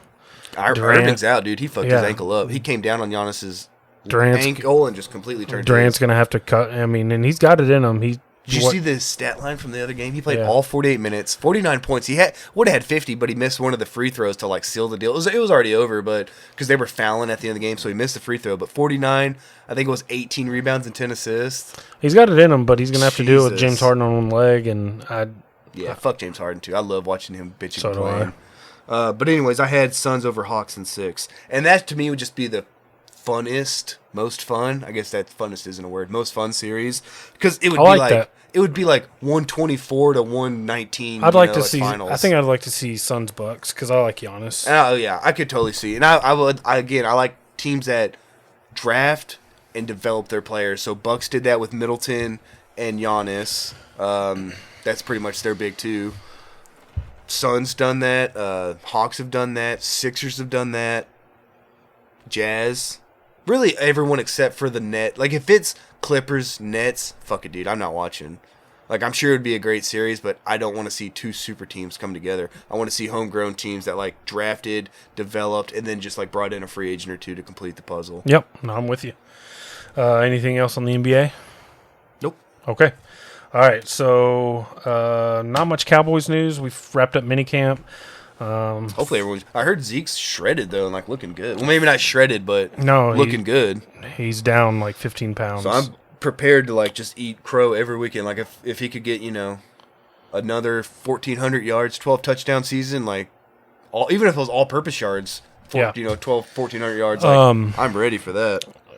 Mike Fisher gave his kind of top 10 players of minicamp. I think he had CeeDee Lamb ranked 1. He said CeeDee Lamb is just on another level. Like he's our number 2/3, but he would be the number 1 on. We have 3 guys that are number 1s. Let's a not lot of teams. He said every 50-50 ball was a 90-10 ball because he was just so dominant. He said he ran past guys, he ran through guys. He just looked like an incredible athlete. I think he's going to be one that could have like the best rapport with Dak because they're going to be there long term. I don't see Gallup giving us a sweetheart deal because he's going to be he'll be gone. Be a $13-15 million receiver. He'll be gone. He should make a business decision to leave. As much as I hate to say it, I wouldn't give us a sweetheart deal like that. Like, he's going to be gone. Cooper's still a great player. He's only 26. That's crazy. That's dude. Nuts. He feels like he's been in the league for 10 years. I know. But yeah, he had CeeDee Lamb number 1. I think maybe Tyron Smith number 2. He said he's got everything cleared up. Lyle Collins looks ready to go. Because Collins was kind of a weight issue, wasn't it? Yeah, I don't think he expected there to be a season last year. So he just kind of like... He just said, fuck it. Went Golden Corral 3 times a week. But yeah, so mini camps wrapped up. A lot of good reports out of there. Players that you heard, like Parsons or Nahshon Nahshon Wright. Cox. Haven't heard much about him. Nobody on the D line really. That's kind of unfortunate. Yeah, but I mean, early days. Yeah, it's still early. They are going to be back in Oxnard this year. They made that announcement. So training camp back in Oxnard. So we're going to have a full regular off season. Dude, I can't wait for that first preseason game. I've already invited myself. Not long. It's less than 2 months away. I was going to say because I think 6 weeks away. We're like 80-something, maybe 80 days away from the start of regular season. Yeah. So it's like, that's going to start a month before that. So all right, so I've got some Cowboys over-under for you, and I'm going personal player over-unders. Okay. All right, you ready? I'm ready. Hit me. All right, Dak Prescott, over/under 4,200 pass yards. Over. I think I already said 45. Okay. I think we got too many weapons. Okay. Amari Cooper, over/under 105 catches. Under. They're going to spread the ball around too much. Ezekiel Elliott, 11 rushing touchdowns. Ooh. I could see. I think I'll go under, but just because that's kind of a big number, and I think they're going to be a pass-oriented offense. But he's a bruiser, man. You get it within 5 yards, you got to give it to him. So I could see him getting 10 to 11. So that's almost like a push. I could see 10 to 11. If you would have said 10.5, I think I'd still take the under. Okay. I think 10. And I know the answer to this because I asked you pre-show, but CeeDee Lamb, over/under 1,200 receiving yards. It's going to be a little under. Okay. I could see, 13 touchdowns. Because I don't know, we have so many guys that can get it in the goal line. All those guys could win contested balls. That's what I love about them. They all run good routes, and they all, pinpoint that ball and go and get it. Micah Parsons, over/under 80 solo tackles. Ooh, solo. I think he goes over, man. I think he's, sideline to sideline, eating all those, What's crazy is Fish had a report that DeMarcus Lawrence was watching film on Micah Parsons and said, hey, this guy can pass rush. So they got him some reps pass rushing off the edge, and DeMarcus Lawrence has kind of taken him under his wing. Love it. New hot boy. Oh, God, don't start with that. Last one. Cowboys defense, over/under 9 takeaways. For the year? Something that we haven't been good at traditionally. We got to get more than 9, dude. Something that we haven't been good at traditionally. I know, but that's an embarrassing number. This is where we're at. I got to say over. It might be 11, but I'll take the over. Okay. All right, so that was something fun I kind of thought of on the way over here, just something to kind of grill you and put you on the spot. Okay, with that, sports, only other thing going on in my world, well, not just my world, in the world is the Euro 2020, which is being played in 2021 thanks to COVID. We are going into the last day of the second round of matches. So every team in the tournament plays 3 group stage matches. Every team but 6 teams have played 2 matches. So you've got Italy on top of Group A, followed by Wales, Switzerland, and Turkey. In Group B, you've got Belgium, who's currently the number 1 ranked team in the world. Really? Yeah. This is their golden era. So they've got 3 or 4 or 5 players that are just sweet. top players in the world. I think I know where bandwagon I'm jumping on. You got them top of the group, followed by Russia, Finland, and Denmark. Group C, you've got the Netherlands, again, on 6 points top of the group, followed by Ukraine, Austria, and North Macedonia, who's making their Euro debut.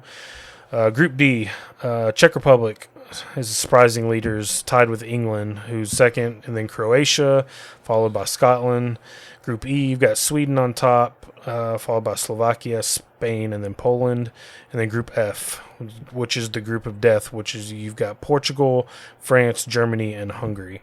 Damn. I know 3 of those are really good. Portugal, well, Portugal's the defending Euro champions. France is defending World Cup champions, and then you've got Germany, who was World Cup 2014 champs. Jesus. And then I can see. It seems like there's always one group of death, though, right? Yeah, like I always hear every tournament there's a group of death. Damn. France and Germany opened up the group, and it was a fantastic match. It was France took it 1-0 off an own goal. Oh, that sucks. It sucked, but it was still a great match. But they've got everything to play for in that match, or in that group. Portugal, this group is one of the groups that still has yet to play their second matches. But Cristiano Ronaldo became the all-time scorer in the Euro in this tournament. He scored 2 goals. That's high praise to be the. Yeah, and he's within striking distance of becoming the highest scoring player in international play of all time. Who's that, Pele right now? No, it's believe it or not, some Iranian player back in like the late 80s, early 90s. He's got like 104 goals. I think Cristiano Ronaldo's like got 98 or 99. He's within striking distance. At some point. But yeah, and what's crazier is he's 35 or 36, and he's just one of them. I can't stand him personally, but I respect his game. He's one of the most incredible players to ever play. Great hair, too. Yeah, he's got great hair, great body. He's bodied up. But yeah, so we got Euro 2020 in full swing. I'm loving it.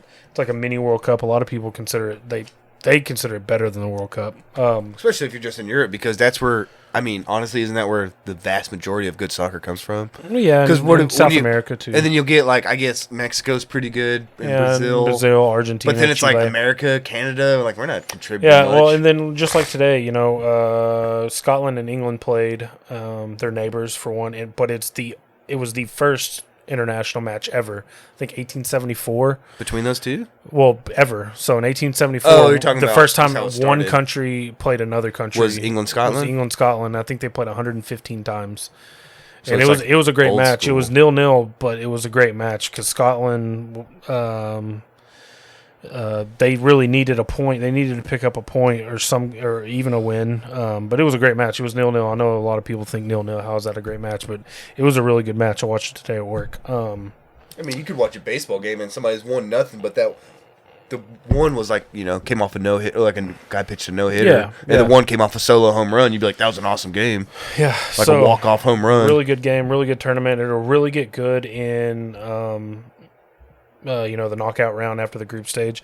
You're gonna have to text me some of these. I will. When to watch. I will. Because I don't keep up with it, but I'll watch it. I'll let you know about good games. Cool.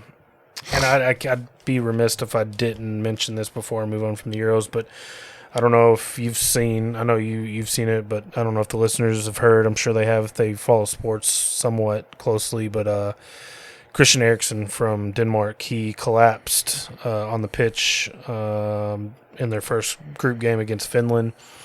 He had a cardiac event. He went into cardiac arrest. He was actually dead for about 5 to 10 minutes. Jeez, dude. That's crazy. They ended up reviving him. It was just a scary scene. I'm just thinking about it now. It's just soccer aside, I mean, he's Denmark's best player. He plays, for one of the best teams in Europe. He's everything for him. But the guy's a 29, 30-year-old. I mean, soccer players are some of the fittest people on earth, and he just drops. He drops dead. And they had to paddle him on. Was it like an unknown, undiagnosed heart problem or something? Yeah. Because I saw a picture of him later on, and he was like, thumbs up and everything. But it's like, I heard he died out there. And what's crazy is one of the before they kind of knew how serious it was, because the players, as soon as he dropped, because it was weird, he was kind of jogging toward the sideline because it was a throw-in, so he was kind of like at a trot, like toward the sideline, like waiting to receive the ball. They threw the ball into him, and it kind of hit his feet, and he just stopped and just fell. Damn. And the players knew right away, and they started waving the medical team on. But the cameras caught him when he was laying face down, and you didn't know it when you were watching it, but he was actually gone. He was dead, and he's looking kind of right into the camera, and he is just, I mean, I've got goosebumps because he's dead. They had to paddle him, but they're working on him, and his teammates are forming a wall around him, and then the Finnish fans actually threw their flags, because a lot of them are wearing flags or waving flags. They threw their flags on the field to create like a curtain, to escort him off the field. But it was hard to see the players. A lot of them were crying. They didn't finish the game, did they? They postponed it for like 2 hours, and they said they gave them two options. They could, I think, come back the next day and play, or I forget what but they ended up coming back like maybe 2 or 3 hours later, where I think that was a mistake. I think they allowed games to be postponed 48 hours for like COVID, I think. But a guy drops dead literally on the pitch. I don't know if I could come back out and play that day. But they ended up losing. Finland beat them later on that day, 1-0. But damn. Thoughts and prayers to Christian Eriksen. He did get released today from the hospital, and like I said, we're recording Friday, June 18th, and he got fitted with it's like a heart defibrillator, like a heart starting device that's attached to his heart. And I read an article about one athlete, he may have been a hockey player, that got fitted for one, and he got to come back and play. And then sounds like a hockey player. Yeah, probably came back that day. Yeah. And then there was another athlete that got fitted with one, and ended up it was a cricket player, and he actually had to retire. But thoughts and prayers for Christian Eriksen. It was a scary scene. You just don't expect to see that when you're watching any kind of sporting event. And I think the fans and both sides, and really the whole tournament as a whole, really handled it with a lot of grace. You don't know and how to respect. react in that situation. Not in the moment. Not in the moment. So good for them for. But yeah, it was a scary taking scene. action.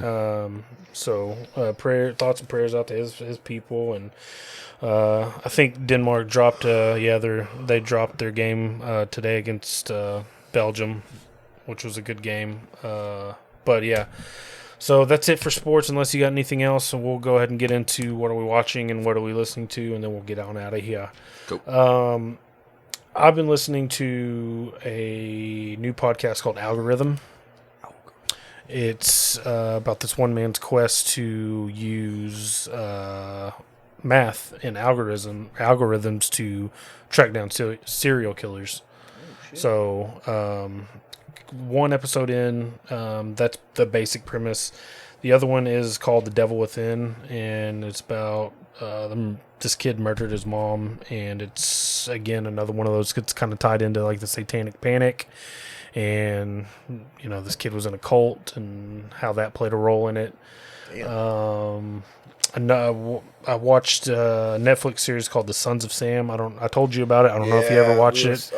We were so close, but we went in different directions. What I'm going to talk about, but Claire's, we're going to watch it, man. And there was a companion podcast that went along with it that dove deeper from the same guy that made the documentary. It dove deeper into the documentary and went just really deep. So both of those were really good. And other than that, I've just been watching the Euros, and that's about it. Would you recommend watching all of Sons of Sam's before starting the podcast, or is like listen to or watch episode 1, listen to episode 1, something like that? I forget. Or maybe just like blow through the series. Watch, because there's only 4 on the Netflix. on the documentary. Yeah, watch those, and then that way you have all the kind of the base knowledge, and then dive into the podcast. Because I want to watch, not only because I want to watch that show, because then I can listen to the podcast with it. Yeah, so. I would watch the because I listened, I think, the first 3 episodes of the podcast, and then watch the series, and then went back. I'd probably want to do it the other way around. Do it. Documentary first, then the podcast. All right. Well, for me, I'll go listening first. I listen to this podcast called it's called The Followers House of Prayer. That one was fucked up. Dude, it was really fucked up. It was probably I was gonna say, did you listen to the whole thing? Yeah. It was probably the most fucked up podcast I've listened to. Yeah. It was years later, this daughter calls the police about memories of of her mother alleged crimes from years ago about a cult, a disappearance of a child, and murder is how they describe it. So her mom was the leader of this cult, like in Florida in like the 80s. Basically, I think it was just throughout the 80s, and it was just terrible. Like everyone called her mother, so she was like the mother of the cult, and just the way they treated these children. Like each episode had like a different kid's name. It got hard, man. Yeah, and each one would be like they would tell you about this kid, and they left this one little boy in the closet. Left him in the closet just to die. Man. Yeah, then they burned his body. And then the kid who had to go to Puerto Rico, they were like, you have to choose between me, Mother Anna, the queen of this cult, or this little boy. And everyone chose, her. So they're like, all right, then you have to take your boy to Puerto Rico. Because the dad was Puerto Rican, but they're like, he lives in Florida. Like, they've never even been to Puerto Rico. And they're like, you have to take your son to Puerto Rico and leave him there and come back. So they had to just leave. The mom just left him on a church and, like, left. And, like, she's like, I still don't know what happened to my little boy. And each episode was just, like, another grueling story about, like, what happened to these kids. I mean, like, several kids died. And, like, full disclosure, man, like, I'm an what's it called? Empathetic crier. So when I hear stuff, even if it doesn't affect me personally, like if it happened 30 years ago, if it was involving like a child or like a dog or something, man, like I'll get fucking emotional. Yeah. So I'm listening to these podcasts and I'm listening to these just hell that these kids went through. I mean, there was a little girl that, they said, oh, that she's possessed, like this is a possessed little girl. So they took away all her medicine and just let her die. Like you listen to all this, and I was getting like fucking teary-eyed, man. Like listen to how they just treated these little kids. So it was probably the most grueling thing I've heard, like podcast-wise. I'm with you though. Like 2 rules: don't fuck with kids and don't fuck with animals. Yeah. So when I hear that, maybe 3. Like don't fuck with old people. Old people can deserve it though. Like feels, Mother Anna, yeah. Mother Anna. All the Nazis got old. Some Nazis aged, but children are just so innocent. Wait, what? So you know what I mean? Like I Oh yeah, like your grandma's a sweet lady. Like don't fuck with my grandma, but you can fuck with Hans, from Mighty Ducks because he was a Nazi. He wasn't a fucking Nazi. He was a Nazi. Dude. We know this, but anything involving children where it's like because they just don't deserve that, man. Like they don't know, what's going on. They don't know what hate is or what cruelty is until it's they're so pure. That's what I'm saying. That's what makes kids heart. so great is that they're pure. Yeah, and they don't know the shit that's really in the world. So when they get exposed to it. I think that's when a kid's childhood ends is when they first face real fear or when they first see true hatred. That's when your childhood ends. When you realize there is mean people in the world. There's people in the world that want to hurt you or want to do this to you. Childhood's over, man. Once you realize that's the world we live in. Yep. So it was just hard to listen to, man. It was. I don't want to say it was good, but I listened to the whole thing. But at the same time, you're like, I hope this lady dies in. It was one of those, and it was the first time. I'll be glad when this is over. Yeah, but I was hooked. I had to. That's what I'm saying. I don't want to describe it as interesting, but as soon as one episode ended, I started another one. I had to figure it. I had to see it out. Yeah. Yeah. It was tough to listen to, man. So as fathers, that was tough. Watching though. That's why I wanted to do that first, so I can be so this is what I'm watching. This is on Netflix. It's called Blown Away. It's a glass blowing competition. Oh, God. So literally blown away. Yeah, so, it's great for Claire because, she owns her shop. It's a mosaic shop, which mosaics glass art. So that's what she does for a living is make art out of glass. And this show's really cool because it's a mixture of Project Runway and Forged in Fire. So it's they have 10 contestants. They have 2 judges, and then they always bring a guest judge for the theme.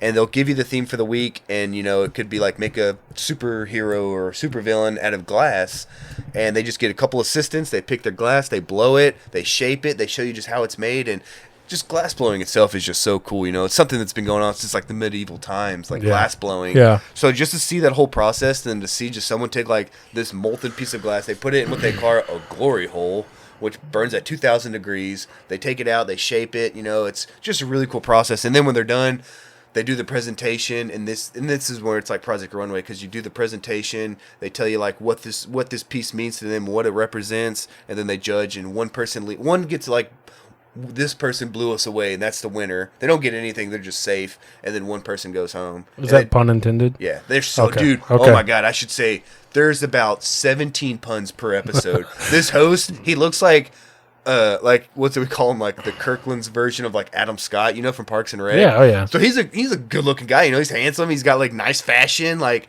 he's like a total metrosexual. Like I can't tell if he's gay or not, but he could definitely like paint my nails. Like not that it matters. But he just Pun City, dude. Every chance he gets, and he's cheesy about it too because he'll like make a big grin when he says it. He's like, yeah, I like that one. So.